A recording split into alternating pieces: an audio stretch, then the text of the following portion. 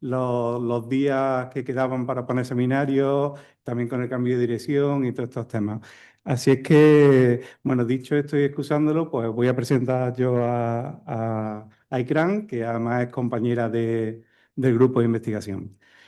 Como sabéis, Ikram Benassisi se incorporó al instituto como científica titular hace apenas 6 meses, a primero de año, y se incorpora al grupo IBC. En concreto, sabéis que el grupo pues, lo que tiene es un programa único de investigación sobre dimensión social y de género de la salud. Y todas las personas, todos los investigadores que estamos ahí, pues trabajamos alrededor de ese programa de investigación en distintos temas. En el caso de Ikram, pues ella es graduada en nutrición humana y dietética y tiene un máster y un doctorado en salud pública. Su trabajo ha venido siendo siempre alrededor del análisis de las desigualdades sociales en la salud. Y ha hecho siempre un especial énfasis en poblaciones más vulnerables, especialmente en género y en raza. Por lo tanto, encajaba perfectamente en el programa de investigación nuestro de esta dimensión social de la salud, que incorpora todo el ámbito de las desigualdades sociales y además el tema de género. Y bueno, pues ella ha hecho siempre una investigación muy de intervención, una investigación que diríamos aquí muy aplicada en el sentido de que sea una investigación orientada fundamentalmente a la acción y a la elevación a las políticas públicas, lo que se alinea bastante con todos los programas actuales de Science for Policy o Open Science, etcétera, etcétera. Actualmente desarrolla distintas líneas de investigación orientadas todas al diseño de intervenciones culturalmente sensibles a la prevención en salud. ¿Vale? Y en concreto, ahora mismo tiene varias investigaciones abiertas, está trabajando en distintos proyectos que tienen que ver sobre salud mental, enfermedades crónicas no transmisibles, alimentación y microbiota femenina, reducción de las desigualdades sociales de salud en el ámbito de la cooperación, que este ya es un proyecto que es de aquí, del instituto, en el que trabajamos con la Agencia de Cooperación Internacional y con médicos del mundo, y estamos ya varios investigadores de la casa metidos en él, es bastante interesante, y también en algunos otros sobre desigualdades en salud, también en poblaciones migrantes. Y es justamente de eso de lo que nos va a hablar hoy.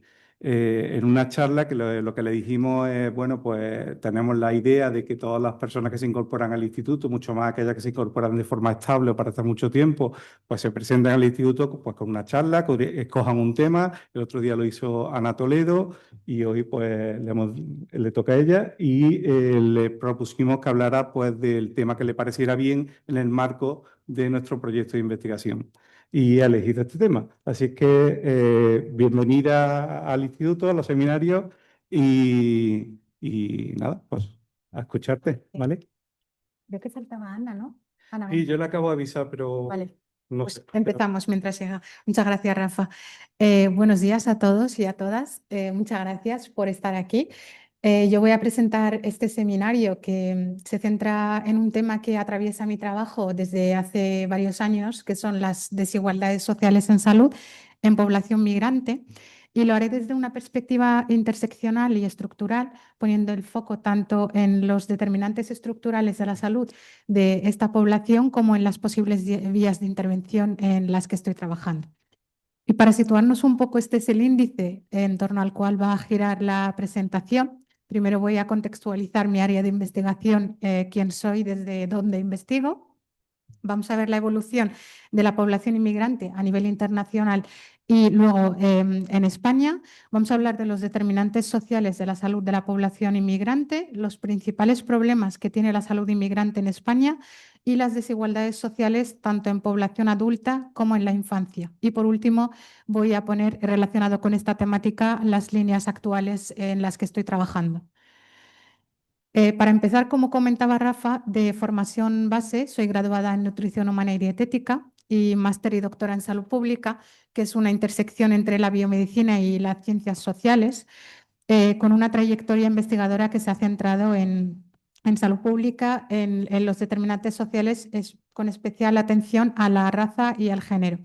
y mi interés es en transformar el conocimiento o la evidencia que vamos generando en acción para poder reducir las desigualdades sociales en salud con un cierto compromiso con la investigación aplicada de enfoque participativo y interseccional. Aquí os muestro la evolución de la población inmigrante a nivel internacional. Actualmente, en el año 2024, hay más de 300 millones de personas que viven fuera de sus países de origen, lo que representa aproximadamente un 3,7% de la población mundial y aproximadamente el 48% de estas personas son mujeres y 3 de cada 4 están en edad de trabajar, que son una fuerza importante de mano de obra y de trabajo. Estas personas o este fenómeno migratorio se suele dar de manera creciente y estructural impulsado por múltiples factores, como la desigualdad global en la que viven las personas, los conflictos o las guerras armadas, como estamos viendo en los últimos años, el cambio climático, el mercado laboral globalizado, entre otros. Y es importante recordar que este fenómeno migratorio no es solamente un hecho demográfico, sino que tiene consecuencias directas sobre la salud de las personas y su bienestar. En el caso de España, se sitúa como uno de los países más receptores de población inmigrante a nivel mundial, ocupando el cuarto país en Europa, por detrás de Reino Unido, de Francia y de Alemania, y el sexto a nivel mundial. En los últimos años ha estado en el 10º puesto, pero a partir del 2020, hace 5 años, ha pasado al 6º puesto como país más receptor de población inmigrante, que actualmente tenemos alrededor de 9 millones de personas inmigrantes que viven en España, lo que constituye más del 17% de la población total que reside en el país. Y aquí este gráfico que he elaborado con datos del INE, de los últimos datos disponibles del año pasado, que muestran esta tendencia o esta evolución creciente de la población inmigrante en España, y vemos que ha ido siempre en constante aumento.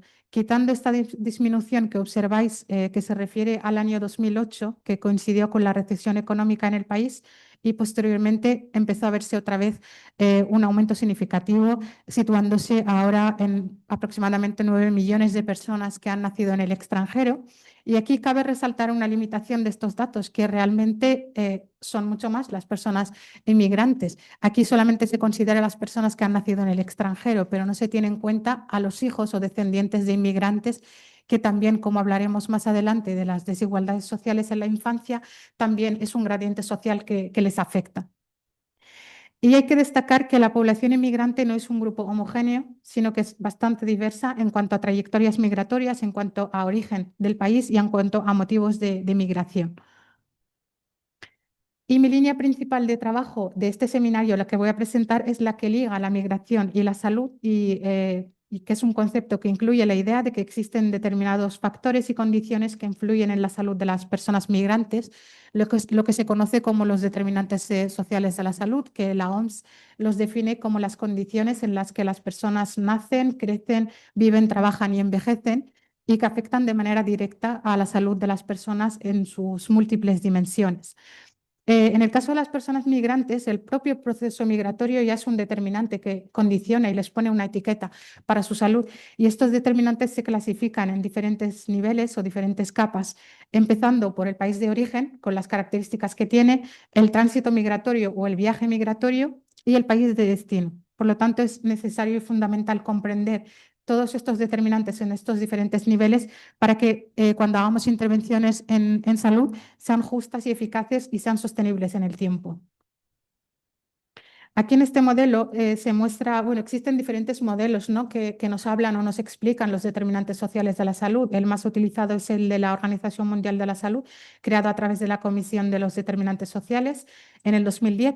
Yo he elegido este modelo que se enfoca directamente en población inmigrante y nos muestra que existen varios factores, desde entornos socioeconómicos más globales, jurídicos, culturales, ambientales y físicos, hasta factores individuales como la edad, el sexo o los estilos de vida, entre otros. Y aquí en esta figura también nos habla de que existen diferentes niveles de beneficios y factores de riesgo para la salud de los migrantes y sus familias a lo largo de las diferentes etapas de la migración. tanto antes de partir como en el viaje y tránsito, como el destino de integración y el posible retorno. Y durante todas estas etapas, la salud de la población inmigrante puede verse afectada.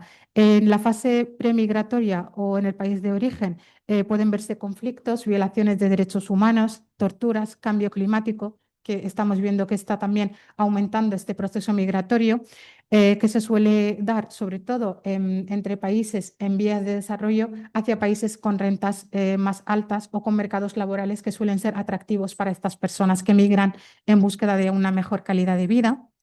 Perfiles epidemiológicos de mortalidad y morbilidad diferente, sistemas sanitarios distintos a los que se encuentran en el país de acogida, y durante el propio viaje migratorio pues hay que tener en cuenta la duración, las circunstancias en las que se produce este viaje migratorio, si es en solitario, si es en grupo, las violencias, explotaciones, abusos que suelen sufrir sobre todo las mujeres durante los viajes migratorios. Y ya en el propio país de acogida, pues en este caso ver las políticas de extranjería, las políticas dirigidas a población migrante, el estatus legal de las personas que les pone una etiqueta o las clasifica en personas regulares o irregulares, y el acceso a los servicios de salud, la discriminación social y el propio racismo institucional y las barreras lingüísticas y culturales. Todo esto es muy importante que tengamos en cuenta que siempre va atravesado por dos ejes que son muy importantes, que es el género y la clase social de las personas, y que afecta de manera directa en el bienestar y la salud de las personas inmigrantes y sus familias. En cuanto a los determinantes en el país de origen, destacar que las personas pueden haber estado expuestas a sistemas sanitarios deficitarios, a altas tasas de enfermedad o mortalidad o experiencias de violencia, y también la influencia de patrones culturales, creencias y valores que luego pueden entrar en fricción con el sistema sanitario del país de acogida, y que puede dificultar o producir una desconfianza o un distanciamiento del acceso y el uso de los servicios de salud en el país de acogida. Y aquí hablar de la paradoja, ¿no?, que existe del efecto del inmigrante sano, que se piensa que solamente inmigran personas que están sanas cuando realmente no es así. Nos encontramos por una parte factores protectores como menor consumo de alcohol y tabaco, sobre todo en mujeres, un mantenimiento de hábitos alimentarios y de salud más saludables, que luego se van transformando en hábitos poco saludables cuanto mayor es el tiempo que pasan en el país de acogida.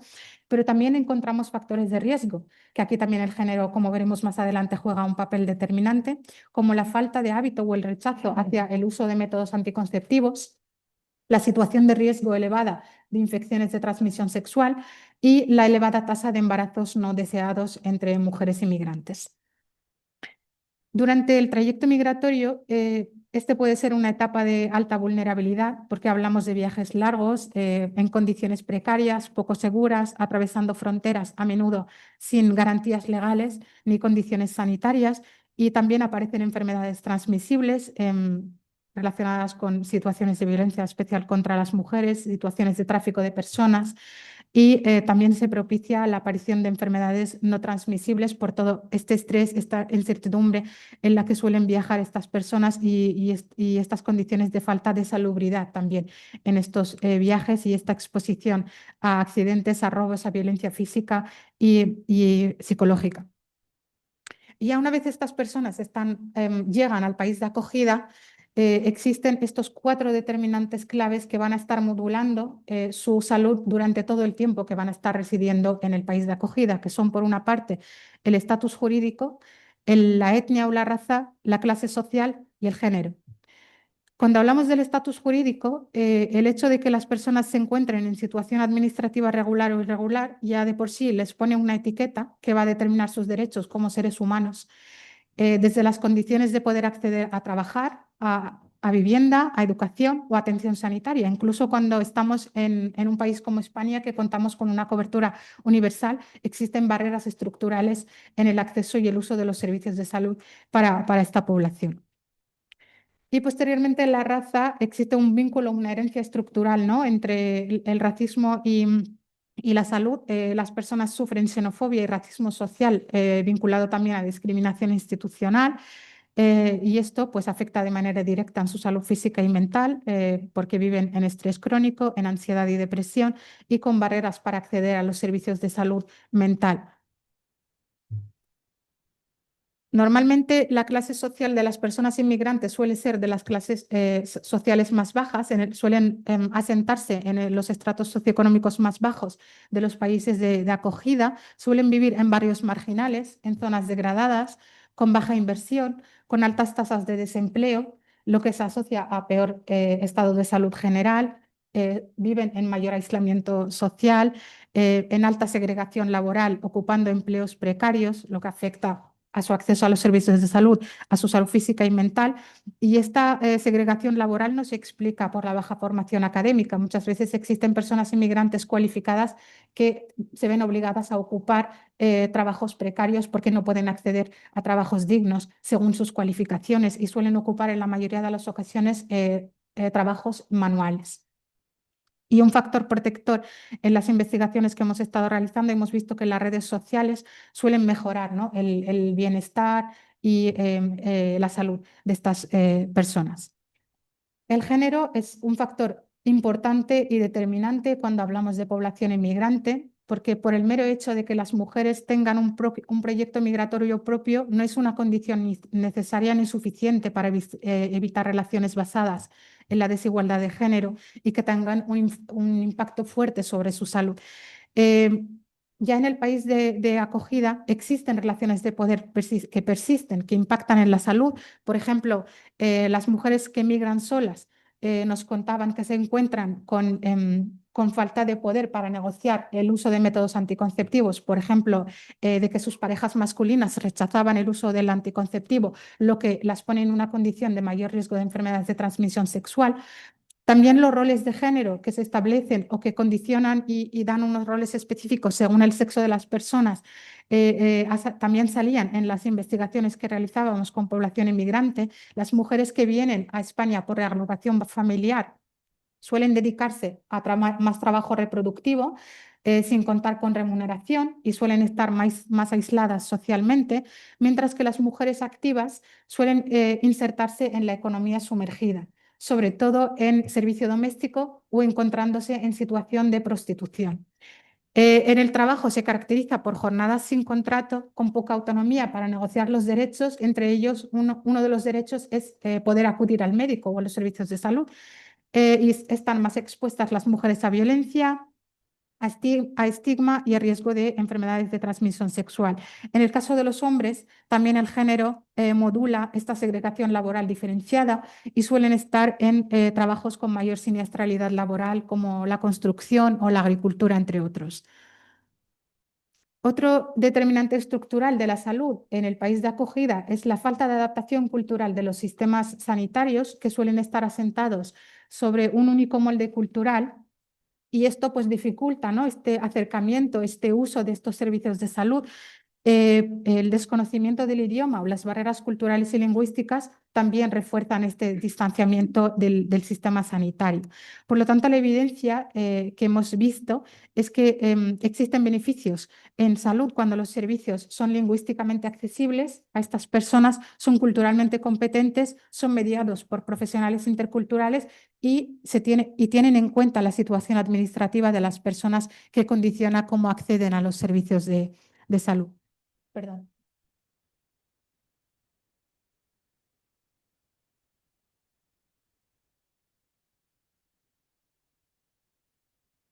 Bueno, una vez vistos los determinantes sociales de la salud de la población inmigrante en las diferentes etapas del proceso migratorio, quiero hablaros de los principales problemas de salud que tienen las personas inmigrantes en España, y se constituyen en estos tres grandes bloques. Por una parte, salud sexual y reproductiva, salud mental y salud laboral.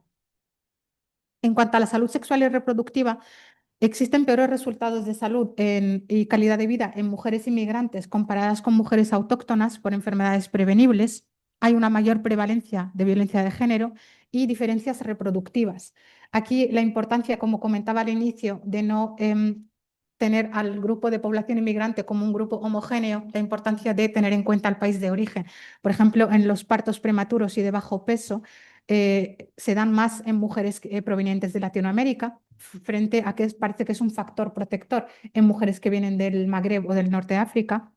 Existe un menor acceso al asesoramiento en anticoncepción y planificación familiar, un menor uso de los métodos anticonceptivos, que aquí la explicación que nos daban en los estudios que hemos realizado con estas poblaciones, que se da por factores culturales y también por estado civil. Los factores culturales son más determinantes en población latinoamericana por motivos religiosos y en el estado civil, por ejemplo, cuando trabajamos con mujeres de religión musulmana, pues que el estado civil condiciona el acceso al uso de los métodos anticonceptivos que se debe de dar únicamente a mujeres casadas y una menor capacidad para negociar el uso de los métodos anticonceptivos, uno de ellos del preservativo. Existe una tasa elevada de embarazos no deseados, en lo que se traduce en mayor prevalencia de interrupciones voluntarias de embarazo. Los datos recientes hablan de que el 40% de las interrupciones voluntarias de embarazo que se realizan en España son con mujeres inmigrantes o extranjeras, y es un dato muy relevante que hay que tener en cuenta. Hay una baja participación en los cribados de cáncer, sobre todo en el cáncer de cérvix y de mama, especialmente en mujeres que vienen de países de renta baja o mujeres jóvenes. Y a pesar de que el control prenatal es un servicio gratuito y de acceso universal para todas las mujeres embarazadas, independientemente de su situación administrativa, existe un inicio tardío, se acercan de manera tardía y suelen realizar un menor seguimiento que las mujeres autóctonas. También existe mayor infección por VPH en mujeres en situación de prostitución. Y el dato alarmante de que más del 50% de los casos de VIH se diagnostican de manera tardía y más del 25% se pierden durante ese seguimiento. Estos son como los datos principales que quería resaltar de diferencias en cuestiones de salud sexual y reproductiva. Y en cuanto a la salud mental, pues que todo proceso migratorio conlleva en mayor o menor medida una ambivalencia, ¿no?, entre el plano emocional, al tratarse de una oportunidad para obtener mejores niveles de bienestar, y a la vez de una ruptura pues, con todo el entorno que la persona conoce, su entorno afectivo, geográfico y humano. Y este conjunto de emociones es lo que se conoce como el duelo migratorio, que aumenta la tristeza de las personas, su depresión y soledad, y que esto va aumentando con el tiempo de residencia en el país de acogida. Y entre los factores de riesgo que van ligados a estos peores resultados en salud mental están los bajos ingresos en los que suelen vivir las personas inmigrantes, la discriminación, la aculturación y las creencias religiosas o culturales sobre la salud mental. El perfil de riesgo que existe, que hemos visto, es que esto es más frecuente en mujeres jóvenes, en personas mayores y en quienes viven en situación de irregularidad administrativa. Y se agrava con las barreras lingüísticas y culturales, con el estigma que existe en torno a esta cuestión de salud mental. Y ahora, para centrarnos en la salud laboral, quiero hablar de los inmigrantes económicos, que constituyen una parte importante de las personas inmigrantes internacionales y que se definen como las personas que viajan en búsqueda de empleo y de mejor calidad de vida, que es el caso de España, ¿no?, que su mercado laboral ha puesto en un punto de mira para personas inmigrantes que vienen en búsqueda de mejores oportunidades y de empleo. Y aquí el dato, ¿no?, de más de las 280 millones de personas que existen en el mundo, la Organización Internacional del Trabajo nos dice de que hay más de 150 millones de personas que están trabajando y se concentran en mayor medida en América del Norte, en Europa y en los países del Golfo. Sin embargo, aunque los motivos y las causas de la migración se destacan por este motivo, las personas o las condiciones de empleo de las personas inmigrantes suelen caracterizarse por ser inestables, mal remuneradas, sin protección ni derechos, y caracterizándose también por jornadas largas, intensidad elevada y pocos beneficios sociales. Existe segregación en los empleos entre población autóctona y inmigrante, concentrándose en los de mayor siniestralidad laboral, y se caracterizan por lo que se conoce como las 3 Ps, ¿no?, que son trabajos precarios, penosos y peligrosos, donde ocupan los mayores sectores de esta población. Y esto pues impacta en la salud física, todos los riesgos vinculados a la salud laboral de estas personas, en la salud mental y en el poco acceso a los servicios de salud y a las posibilidades de integración y bienestar. Y esto condiciona también en que vivan en unas condiciones de pobreza, ¿no? Por estar recibiendo ingresos insuficientes, lo que provoca inseguridad alimentaria, que afecta de manera directa a los descendientes de estas personas. Como os he dicho al inicio, aunque hay 17% de personas inmigrantes en el país y que en ese gráfico no se contempla a los descendientes, sin embargo, las desigualdades sí que afectan a los descendientes de personas inmigrantes. En un estudio que hicimos en Cataluña, en Santa Coloma de Gramenet, trabajando con población inmigrante, hasta el 75% de los menores presentaban privaciones materiales severas, como inseguridad alimentaria. Perdón. Tienen dificultades para acceder y pagar la vivienda y para acceder a la salud, a la educación, afectando la salud física, mental y el desarrollo infantil. Entonces, la pobreza pues agrava todas las desigualdades previas y limita el bienestar familiar. También quiero recordar, cuando hablamos de las condiciones de empleo y de la pobreza y de esas jornadas intensas, de esa limitación, ¿no?, para negociar los derechos, todos los casos que siempre salen en las noticias de trabajadores inmigrantes que mueren porque trabajan en condiciones precarias. Por ejemplo, no sé si os acordáis del caso de un inmigrante en Lorca que lo habían dejado a las puertas del centro de salud porque había estado trabajando durante 11 horas sin ni siquiera poder tener acceso a agua para hidratarse con temperaturas extremas. Luego, otro eje crítico para la salud es la vivienda. He comentado al inicio que estas personas se suelen segregar en barrios marginales con pocos espacios.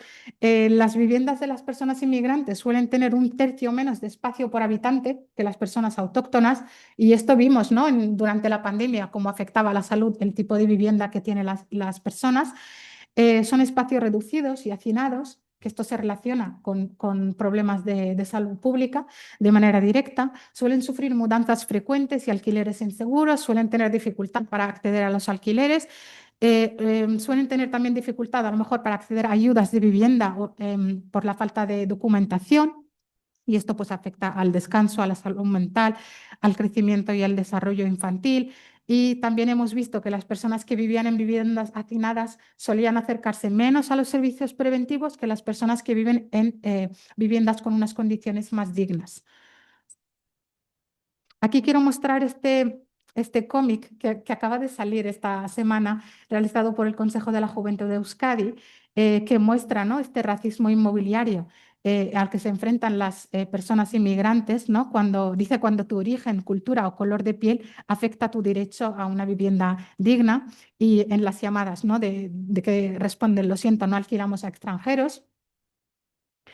Que aunque la vivienda es un derecho básico, pues es una maratón de obstáculos que afecta especialmente a personas migrantes y racializadas, y la exclusión social es 5 veces mayor en personas de nacionalidad extranjera que en personas de nacionalidad española. Y la vivienda pues, es un determinante fundamental que afecta a nuestra salud como personas. Y aquí en este cómic describen los resultados de este estudio que se realizó y que muestra que el acceso a la vivienda es estructural y sistemático, donde las inmobiliarias dicen: lo siento, el anuncio del piso es solo para gente de aquí, o lo siento, no alquilamos a personas extranjeras. Las personas describen, ¿no?, que simplemente por el acento, cuando llaman por teléfono, pues directamente les limita. A mí me pasó personalmente cuando venía a vivir aquí a Córdoba. No tengo acento, pero cuando me preguntaban por mi nombre y decía Ikram, pues ya les echaba un poco para atrás. Entonces ha sido un proceso bastante tedioso para poder encontrar vivienda. El 65% de las personas que participaron en el estudio solo alquilaban a personas autóctonas, y el 50% de las inmobiliarias no ofrecían nada a personas extranjeras cuando se acercaban para preguntar que estaban buscando vivienda. Piden requisitos excesivos que muchas veces no se piden a personas autóctonas, y que las personas inmigrantes no suelen tener estos requisitos, como contratos de trabajo indefinidos, nóminas altas, etcétera, y los piden para viviendas que tampoco tienen unas condiciones muy dignas para vivir. Y otro problema con las que se encuentran las personas es el empadronamiento. Muchas veces cuando accedemos a los servicios de salud pensamos: bueno, pues me tengo que sacar la tarjeta sanitaria y ya está. Vivimos en un país con una cobertura universal, pero claro, cuando vamos a sacar la tarjeta nos piden el empadronamiento. Y ahora hay un mercado de venta de empadronamientos en España brutal, que están pidiendo mucho dinero a las personas para darles el empadronamiento. O incluso cuando alquilan pisos, el dueño del piso se niega a empadronarlo en la vivienda. Entonces, si la persona no tiene empadronamiento, no puede acceder ni a salud pública, ni a educación, ni a servicios sociales, ni para regularizar sus papeles y su situación administrativa.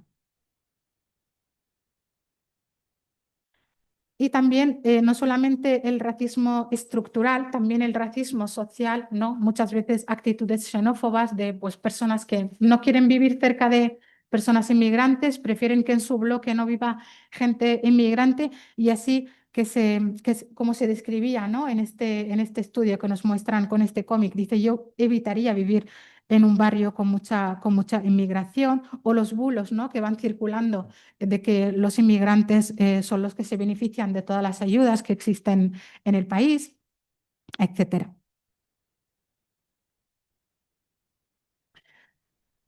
Acabando este bloque, ahora voy a hablar un poco de las desigualdades sociales que existen en el acceso a los servicios de salud ligadas a la situación administrativa y al miedo al sistema. Este acceso a los servicios de salud no suele ser igual para todas las personas. Existen, por una parte, barreras institucionales, como los requisitos administrativos, así como otras barreras más sutiles relacionadas con esos horarios laborales que hemos comentado antes, incompatibles, con los prejuicios que existen en el propio sistema de salud y con la falta de formación intercultural, también con las barreras lingüísticas. Por lo tanto, en los estudios que hemos realizado, hemos visto que las personas inmigrantes suelen utilizar menos la atención especializada y suelen acercarse más a urgencias cuando están en una peor situación, cuando están con problemas agudos que necesitan ayuda en ese momento. Y esto había ciertas diferencias también por el país de origen y aquí entran otros factores como el uso de medicina tradicional, por ejemplo, en el caso de inmigrantes provenientes de Asia como China o Pakistán o inmigrantes que vienen de Latinoamérica. Las barreras socioeconómicas y organizativas también limitan el acceso y el miedo a registrarse cuando están en una situación de irregularidad administrativa, les da miedo ir, dar su nombre, su dirección y registrarse por si eso pues, les supone algún problema o los tienen que deportar del país. Entonces, todo esto dificulta poder acceder al servicio de salud y también por el propio desconocimiento del circuito del sistema sanitario y cómo moverse dentro de este sistema sanitario. Y estas barreras pues persisten incluso con todas las mejoras que estamos viendo y con con la universalidad que existe en el país. Otra barrera oculta es la alfabetización en salud, que existe un nivel más bajo de alfabetización en salud en población inmigrante comparada con población nativa, lo que dificulta entender las instrucciones del médico, seguir los tratamientos, acceder a información fiable. Y esto afecta principalmente a personas que no tienen estudios formales o que no hablan bien el idioma, y esto pues provoca mayor frecuencia de automedicación, de de errores en la medicación, de malentendidos sobre los síntomas o sobre el diagnóstico y una peor experiencia del paciente en general. También los niños y las niñas de poblaciones inmigrantes suelen verse afectadas por esta alfabetización en salud de los progenitores porque suelen tener dificultad para hablar con los servicios de salud, con las escuelas, etcétera.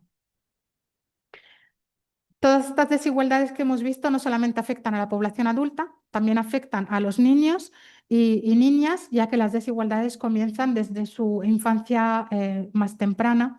Viven en hogares de bajos ingresos, en zonas de alta privación, con progenitores en algunos casos de bajo nivel educativo, y esto condiciona su desarrollo físico, emocional y cognitivo y genera un gradiente social que se va perpetuando a lo largo de las generaciones de poblaciones inmigrante. En los estudios que hemos realizado con niños y niñas inmigrantes hemos observado que tenían el doble de prevalencia de caries dental y de obesidad en comparación con niños y niñas autóctonos, que esto se traduce en adultos que van a tener enfermedades cardiometabólicas importantes en el futuro, que tienen menor prevalencia de actividad física y mayores tasas de conductas sedentarias, también relacionado, ¿no?, con las condiciones en las que viven, con esos bajos recursos económicos, con no poder acceder, por ejemplo, a realizar actividades extraescolares, etcétera. Entonces, pues estas diferencias no solamente responden, ¿no? A muchas veces se etiqueta abajo de la cultura familiar. No solamente son por la cultura familiar, sino por las barreras estructurales, por la falta de espacios seguros, los recursos económicos y las actividades accesibles.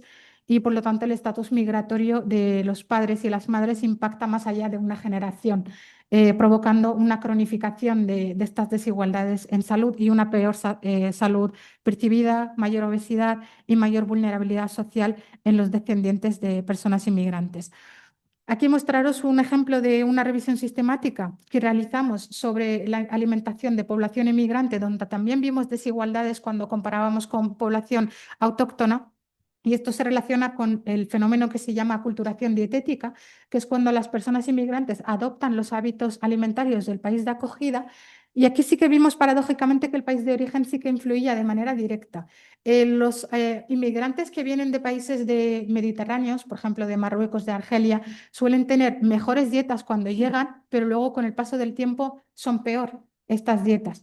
En el caso de los que vienen de países latinoamericanos pasa un poco al revés. Por esto la importancia de siempre tener en cuenta cuando realizamos intervenciones con población inmigrante, tener en cuenta el origen para que sean sensibles y sean eficaces estas intervenciones. Y ya para ir acabando, remarcar que la evidencia muestra que el acceso a la atención médica y el uso de los servicios salud diferenciado es una de las principales barreras que generan disparidades en salud, especialmente en personas indocumentadas, que es clave que los sistemas de salud tengan en cuenta una atención culturalmente competente y lingüísticamente adaptada y tener también en cuenta que las familias inmigrantes tienen distintas culturas, distintas religiones, que suelen estar en clases sociales más bajas y que esto pues influye en su interacción con los proveedores y con el sistema sanitario. Y ya para ir acabando, contaros un poco lo que estoy haciendo ahora. Bueno, estoy haciendo otras cosas no relacionadas con población inmigrante, pero quería hablar hoy solamente lo que estoy haciendo con población inmigrante. Estoy trabajando con el diseño de intervenciones culturalmente sensibles, con participación comunitaria activa, es decir, darle voz a estas personas, lo que se llama investigador ciudadano, ¿no? Para que participen en la investigación, a ser posible en todas las fases de la misma, desde el diagnóstico de las desigualdades hasta la propia evaluación de las intervenciones, aplicando enfoque aplicado y participativo y adaptado a los servicios de salud y a la diversidad cultural, social y legal de la población inmigrante.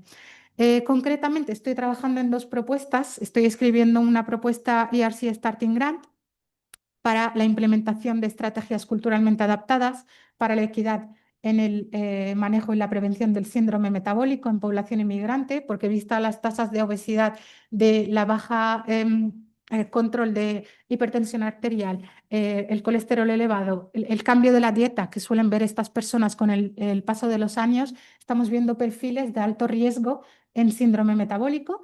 Entonces, se me ha ocurrido esta idea que estoy trabajando con otras personas también de la Universidad de Alicante y aquí con compañeros y compañeras de IESA para presentar esta propuesta con enfoque participativo y con metodología mixta. Por una parte, con encuestas cuantitativas, a ser posible en 3 puntos de España con mayor prevalencia de población inmigrante, para pues centrar cómo es el síndrome metabólico, cómo es la alimentación de esta población y, por supuesto, los determinantes sociales como eje transversal que nos puede explicar los resultados de salud en esta población. Posteriormente, centrarnos a nivel barrial, hacer estudios epidemiológicos, y aquí cuento con el apoyo de Ana Toledo, que participa en esta parte de hacer estudio en 3 barrios a nivel de España, donde pues, tomar medidas antropométricas, poder acceder a las historias clínicas para complementar estas encuestas cuantitativas y ya posteriormente trabajar de manera cualitativa en la co-creación y adaptación cultural de intervenciones y de guías clínicas vinculadas al síndrome metabólico en población inmigrante. Y realizar una implementación piloto en algún centro de salud con población inmigrante, evaluarlo y hacer propuestas a las autoridades y a los tomadores de decisión en este sentido. Esperamos generar evidencia sobre las desigualdades en salud metabólica, modelos replicables de atención comunitaria, inclusión de la diversidad cultural en las políticas en las guías de práctica clínica y en los servicios de salud y fortalecer el liderazgo de la comunidad y la participación en salud. Hay una fuerte corriente ahora de financiación en Europa en estas cuestiones de investigación que son más participativas, de involucrar a las personas, y estamos trabajando en Barcelona también en otro proyecto de formar a agentes en salud, a mujeres inmigrantes, que se les realiza formación en la infancia temprana con títulos universitarios para que ellas actúen como agentes de salud en sus propias comunidades.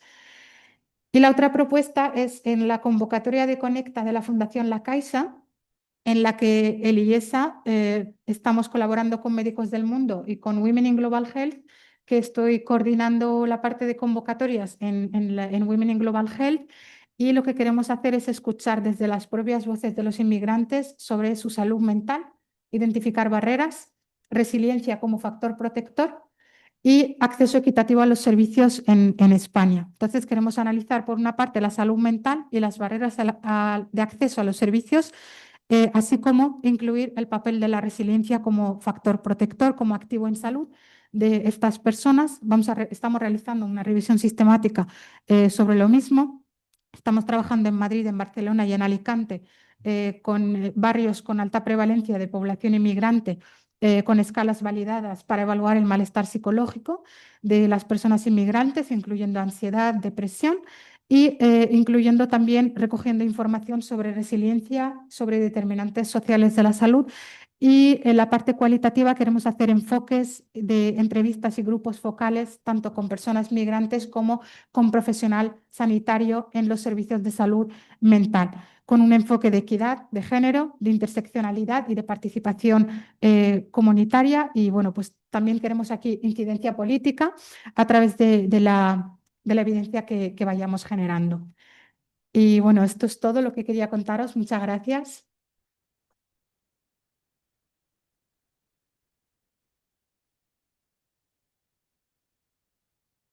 Bueno, pues muchas gracias, Irán, por presentarnos tu línea y las cosas que estamos haciendo. Y ahora, pues, como se hemos dado seminarios, si alguien tiene preguntas, comentarios o algo, abrimos un turno de preguntas.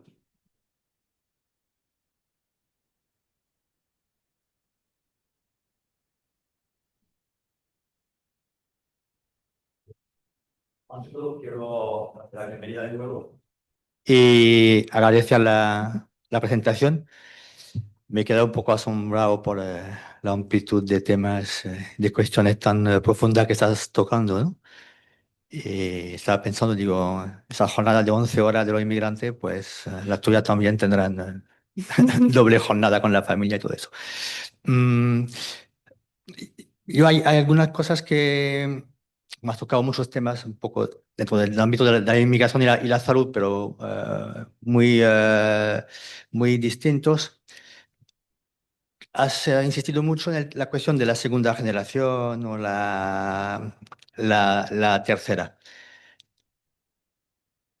Tú, en función del origen de la población, si es de Sudamérica, Norte de África, África subsahariana o Asia, ¿notas diferencia en la aculturación en la sociedad española y sus pautas, digamos, de salud o de comportamiento en temas de salud y en temas también alimenticios o alimentarios, dado que es un tema que tú tratas, si ya tienes algunos datos sobre esta cuestión y alguna explicación?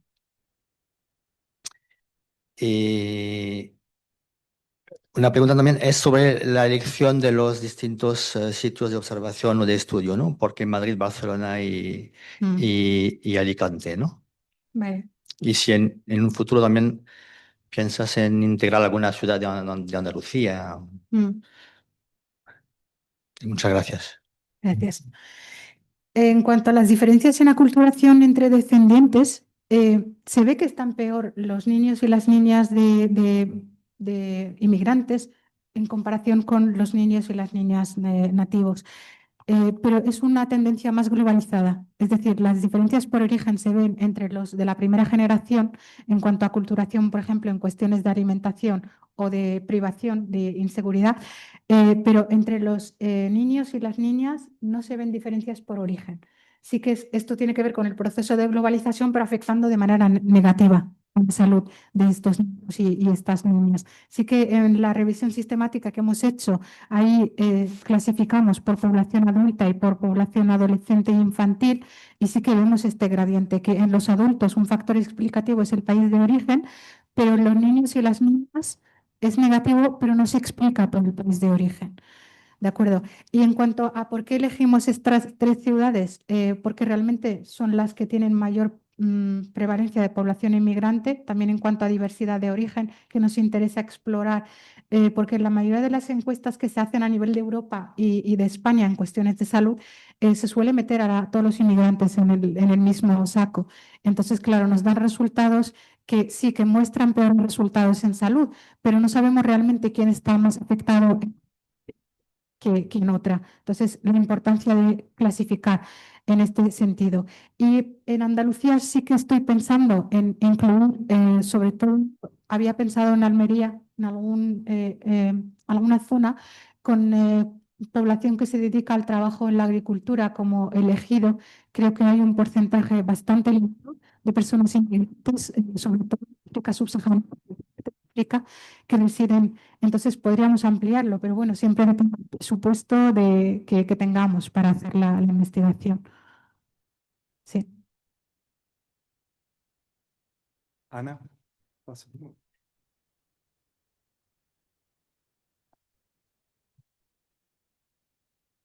Bueno, muchas gracias, Ikram, por la charla.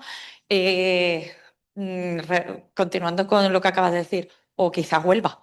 Y Huelva también hay mucha población de Europa del Este, también, no únicamente. Mm. Esa era la tradicional, los sectores tradicionales. Bueno, perdón. Y también yo he tenido la sensación a lo largo de la charla, quizás un poco ligado a lo que ha dicho Thierry, no estoy muy segura, a que hay mucho que decir acerca de la población migrante, ¿no? Yo creo que está claro, pero igual no está claramente explicitado, pues que lo que vertebra a la definición de población migrante es la clase social, el género, pero claro, población migrante por el hecho de haber nacido o de que en otro país extranjero o nacido aquí, pero de origen extranjero, también hay ricos, menos, desde luego. Pero eso, una cuestión que debe quedar más claro, ¿no? En cuanto a la definición, todo el mundo lo entendemos lógicamente, pero es que corremos el riesgo de estereotipar. Y eso es un poco algo que también tendríamos que empezar a luchar en contra de ello, ¿no? Creo. Y me resulta curioso, esto no tiene que ver con tu charla, sino con uno de los estudios que has puesto, que no me ha dado tiempo de pillar el nombre, acerca de que decía ese estudio, los tres problemas de salud de la población migrante. La salud reproductiva, la laboral La mental. y la mental.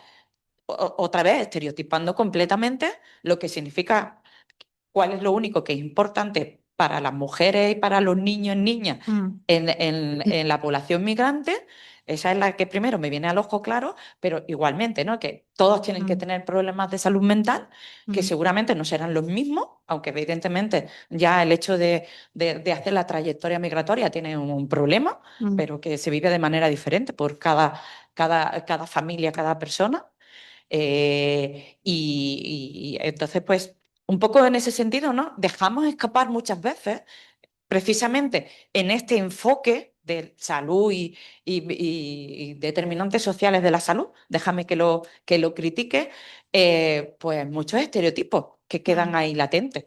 Sí. Yo creo que nuestro programa intenta un poco afinar eso en ese sentido, creo, al menos en mi posición, y que además es muy positivo, sobre todo para el tipo de diseños de investigaciones, ¿no? que proponen pues una colaboración, una co-creación, elementos participativos, pero por lo demás me ha gustado mucho tu charla. Gracias. Que no se vea como algo negativo. Sí, en cuanto a lo primero que has mencionado ¿no? de esta interacción, ¿no? O esta diferencia entre la clase social, qué pesa más, la clase social o la raza de las personas, y de que sí hay inmigrantes ricos, pero en menor porcentaje. Y bueno, esto en los estudios que hemos hecho de prevalencia de uso de los servicios de salud y cómo se usan también se ve. No, no es lo mismo como un británico que viene a jubilarse en España, cómo accede a los servicios de salud, que un inmigrante indocumentado de África subsahariana. Sí, totalmente de acuerdo. La clase social va ligada a los procesos migratorios, pero la propia raza de las personas determina su salud, independientemente de su clase social, que muchas veces es una clase social baja, dedicándose a trabajos manuales, pero a mí me gusta visibilizarlo. Porque es importante que hablemos de ello, ¿no? Porque también yo critico el modelo de la OMS, de los determinantes sociales de la salud, y no me gusta cuando habla de etnia. Yo prefiero que se hable de raza, porque hay que visibilizar este problema y hay que decir realmente a las personas se las etiqueta por su raza, sufren racismo institucional por las políticas que están definidas a nivel gubernamental, enfocadas a las personas simplemente por ser de un origen diferente. Entonces, para mí es importante tener en cuenta tanto la clase social, y bueno, esto se recoge en los estudios que hagamos para ver esta diferencia, pero visibilizar la raza de las personas. Y luego, en cuanto a los principales problemas de salud, estoy totalmente de acuerdo contigo, hay poca evidencia además sobre ello. De síndrome metabólico, que yo estoy trabajando ahora, hay muy poco, bueno, en España no hay nada. Es más a nivel de Estados Unidos, es sobre todo por la tendencia, ¿no?, que estoy viendo de cambios que se producen a nivel generacional, que me generan esta duda de querer estudiar. Y sobre todo también porque antes se ligaba, ¿no?, a que las personas inmigrantes traían más enfermedades infecciosas, cuando no hay diferencia en enfermedades infecciosas entre inmigrantes y autóctonos. Y ahora lo que estamos viendo en este mundo globalizado es la aparición total de enfermedades crónicas no transmisibles y con toda la carga que suponen para el sistema de salud. Entonces, en la poca evidencia que existe, sí que se ha centrado en cuestiones de salud sexual y reproductiva en mujeres y en cuestiones de salud mental por el proceso migratorio y de salud laboral.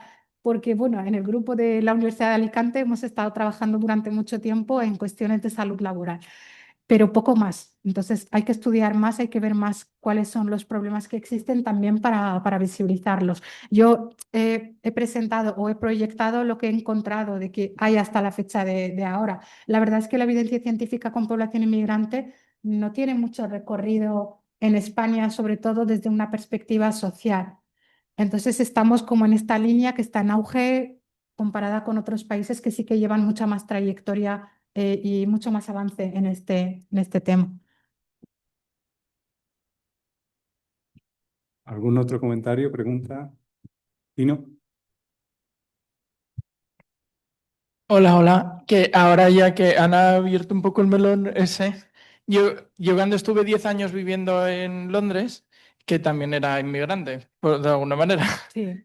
que sentí que tanto la población de allí como la gente de mi entorno terminó siendo, por ejemplo, todo españoles, mi entorno. Mm. Y cuando se produjo el Brexit, a mi mujer le dijeron que se tenía que ir de allí porque le pagaban no sé cuántos 1.000 euros solo por venir de Europa. Era una información totalmente que no cuadraba en ningún sitio. Mm. Entonces estaba pensando, tanto lo que has dicho antes de las redes sociales que se forman, supongo que te refieres a las redes sociales con la gente autóctona, no lo sé. No, Ah, vale. entre los propios inmigrantes. Sí, Y, sí, sí, lo vemos como factor protector, sí. y luego eso, las redes sociales, claro, que alguien te puede ayudar, que ya esté establecido y entonces que eso te puede ser también un arma de doble filo, según en qué red social caigas, puede no ser bueno para ti en general o ser mejor, claro. Y luego el trabajo, que si tenéis trabajo con gente autóctona, gente de allí, porque creo que es fundamental no solo el trabajo con la gente que es inmigrante, sino con la gente que acoge, que como no va con ellos, o sea, es como que tú eres culpable de todo, o que, pues, que se vea culpable la gente y que diga, pues yo paso, y que incluso aumente el conflicto porque nadie quiere sentirse culpable, cosa que, bueno, Sí, sí, sí. ya está. Ya, ¿no? Sí, sí, sí, totalmente de acuerdo. En cuanto a las redes comunitarias, lo que hemos visto es un factor protector, estas redes comunitarias entre las propias personas inmigrantes. Es como traer un trozo de su origen, ¿no?, al país de acogida. Tienen un arma de doble filo también porque aumenta esa segregación, esa falta de integración, ¿no?, con población autóctona, también limita un poco a veces el aprendizaje del idioma del país de acogida, pero es un factor protector también porque puede servir de ayudarse entre ellos, de una persona que tiene mayor experiencia viviendo, conociendo los circuitos de salud, ayudarlo. Y aquí también el proyecto que justo ayer me reuní con Salud y Culturas, que me invitaban a una propuesta que no me ha dado tiempo ni siquiera a contarla a mi equipo, en la que comenté antes, para formar agentes comunitarias en salud para que sean agentes activas dentro de sus propias comunidades en cuestiones relacionadas con la infancia temprana. Y que si trabajamos con población autóctona, sí, sobre todo cuando hacemos trabajo cuantitativo para comparar resultados. De manera cualitativa, la verdad no se ha incluido. Hemos trabajado siempre con población inmigrante, con mediadores interculturales y con población autóctona, pero desde su perfil como profesional de la salud o como que trabaja con personas inmigrantes. Pero podría ser interesante también incluir algún espacio de encuentro, ¿no?, para debatir estas cuestiones. Sí.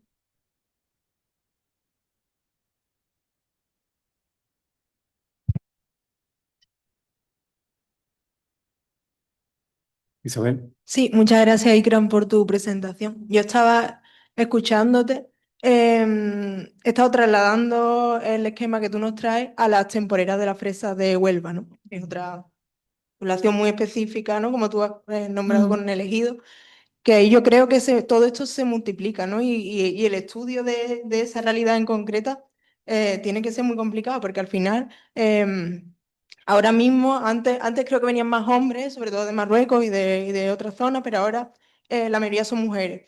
Y la razón de que la mayoría de las temporeras que vienen son mujeres es porque creen los que la contratan, los patronos, que de esta forma no se van a quedar permanentemente en España, sino que van a volver con su marido, con su hijo a Marruecos o a donde sea, ¿no? Entonces, el proceso migratorio que estas mujeres sufren es 2024, proceso migratorio y de retorno, 2025, proceso migratorio y de retorno, y así sucesivamente, ¿no?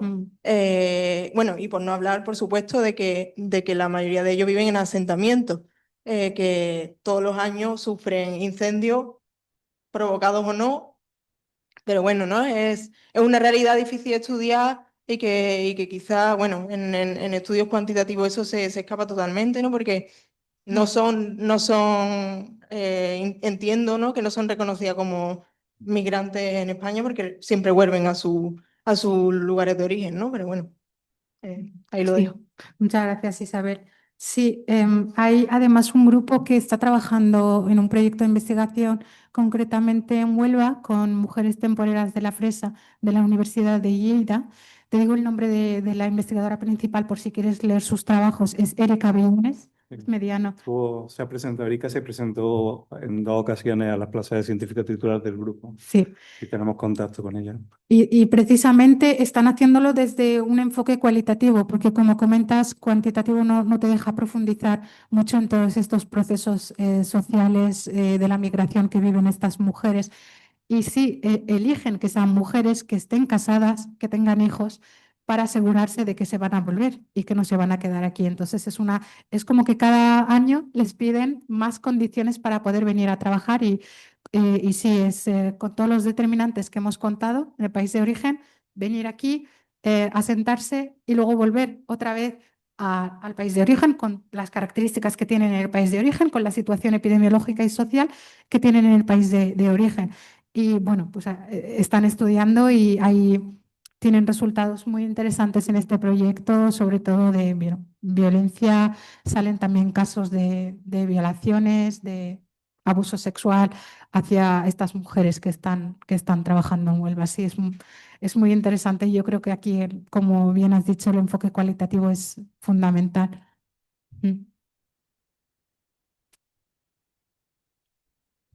Ana.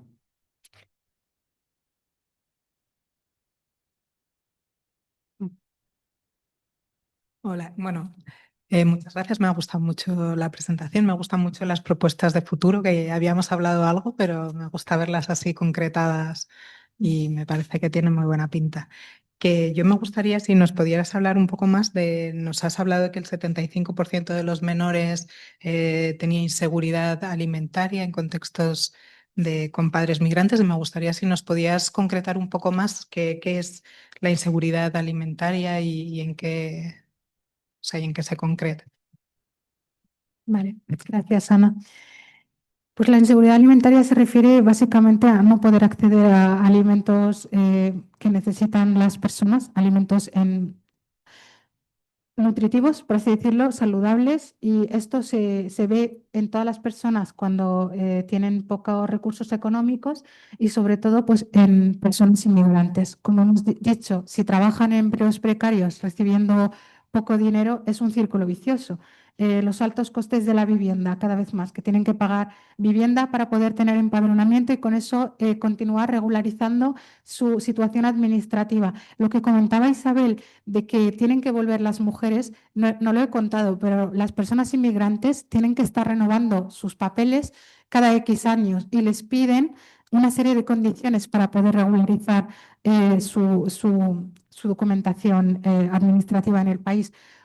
Por lo que para las personas inmigrantes perder el trabajo es perderlo todo. Es no poder tener vivienda, no poder comprar alimentos para los hijos, entonces se van estableciendo prioridades. Y desgraciadamente muchas veces en el caso de los niños y las niñas inmigrantes, pues en algunas entrevistas cualitativas nos decían los padres que comen lo que pueden.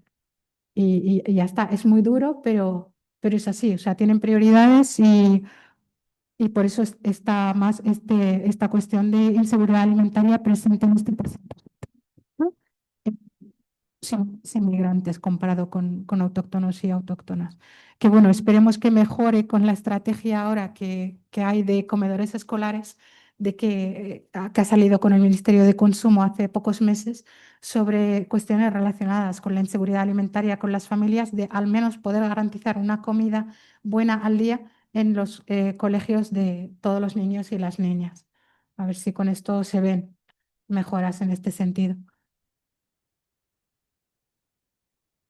¿Alguna intervención más? Yo quería, quizá lo tenía que haber hecho al principio, pero la verdad que como había gente, pues no he querido utilizar palabras, que es que no sé si todo el mundo aquí, porque claro, hay gente que estamos del grupo o que trabajamos en esto y tiene claro exactamente cuál es el concepto de desigualdades en salud, porque probablemente eso es lo que más une el trabajo de ICRAM con la línea de investigación nuestra y con el propio instituto, un instituto de ciencias sociales y muy sociológico.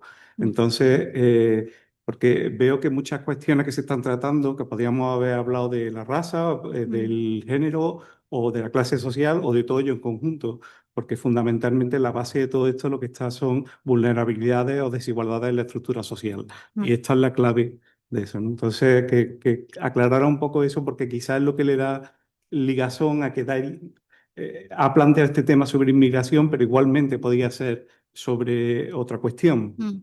Sí, pues realmente las desigualdades sociales o este enfoque social de la salud son diferencias, ¿no? Como bien su propio nombre lo dice, son diferencias que existen entre colectivos o entre personas, y estas diferencias no se deben a la biología o a lo individual de las personas, sino que son condiciones más globales, más a nivel global.